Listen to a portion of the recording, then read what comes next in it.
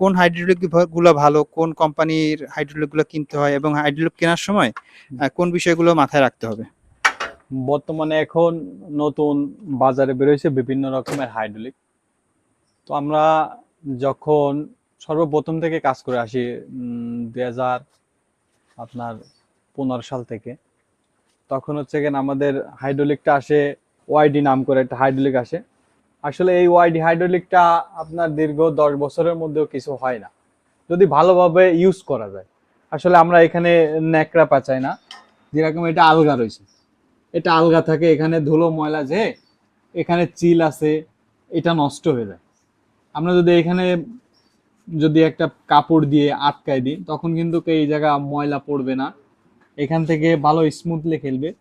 এই জন্য হচ্ছে এখানে হাইড্রোলিকটা টেকসই বেশি হয়। আর যখন আমরা এইভাবে আলগা রাখি তখন এটা নষ্ট হয়ে যায়, ধুলো ময়লা গেলে এটা নষ্ট হয়ে যায়। সবথেকে ওয়াইডি হাইড্রোলিকটাই সবচেয়ে ভালো।